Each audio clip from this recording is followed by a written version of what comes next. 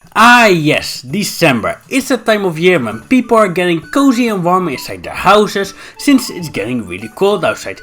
And it's that time of the year to look back at all the stuff that happened in the year, like game releases. And while 2020 didn't really have that many games I was interested in, I still got a solid amount of games. So why don't we take a look at Minecraft Story Mode, which originally released in 2015.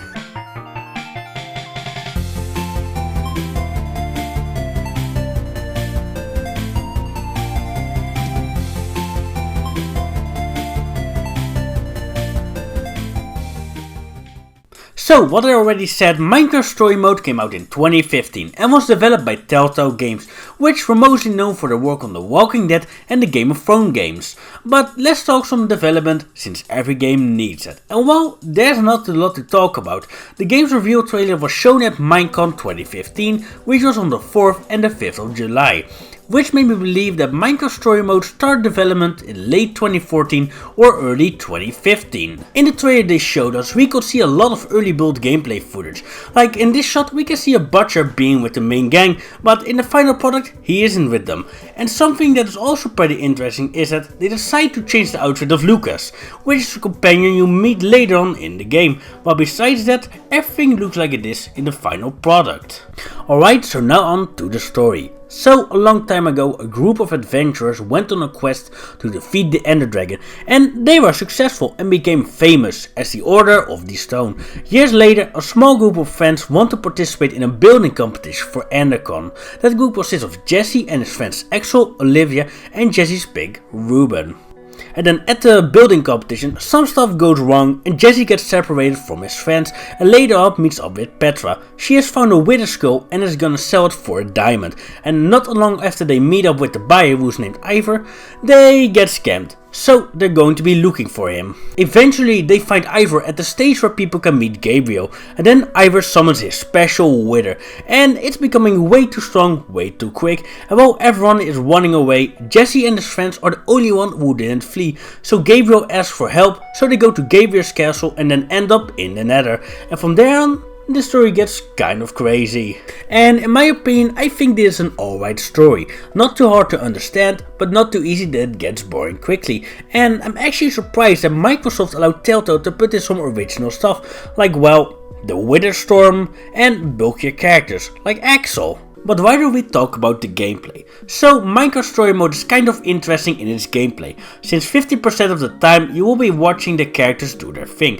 but when you get to do some stuff, it's alright.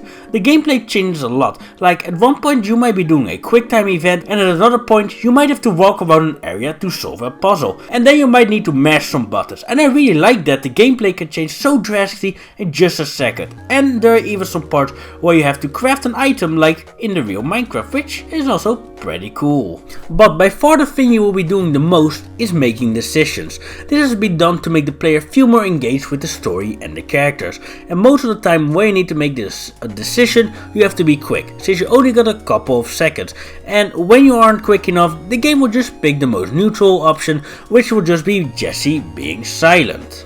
And there are also a couple of moments in the game where you can alter the story pretty drastically, like at the end of the first episode where you have to choose between going to Boomtown with Axel or going to Estonia with Olivia, and the one you choose will also be the place you're going to. And I decided to go to Redstonia, which is where you meet up with Ellegard, which is trying to make a command block of her own. And where if you go to Boomtown, you will meet up with Magnus, which is just hiding in his base, because he doesn't want to be dethroned as the king of Boomtown. I also do think that the game looks pretty good for Minecraft standards, especially the characters. I like that they were able to make them feel more alive by giving them more freedom with their arms, their legs and even their face.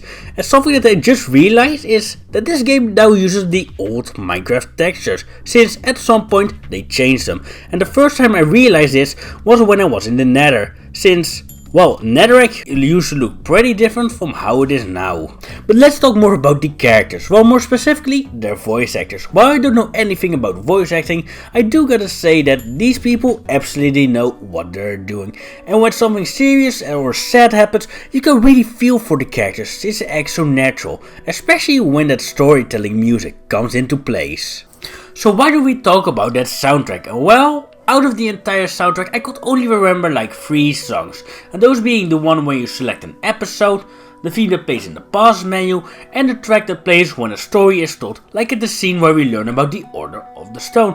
It would have been nice if we got some normal Minecraft music, but that sadly didn't happen. And I don't really have much negative things to say about this game. The only thing I could really say about it will be that I experienced some stutters here and there, but it might just be my Wii U, especially since mine used to crash a decent amount when I would use it almost every day. Heck, when I first put my disc in, I even had to download an update, but I think that might have been for the online rankings and maybe some bugs here and there. Okay, so I just mentioned the online rankings. Well, it's pretty basic. After you're done with an episode, you get to see a percentage based around some of the decisions you have to make in that episode. And that's all it does. It just shows you that the certain people decide to go the same route as you or decide to go to the other route.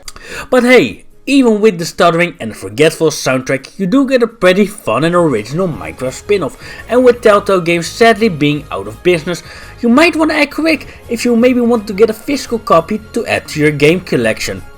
And if that doesn't interest you, maybe Captain Sparklesville. And yes, that mad lad is in this game.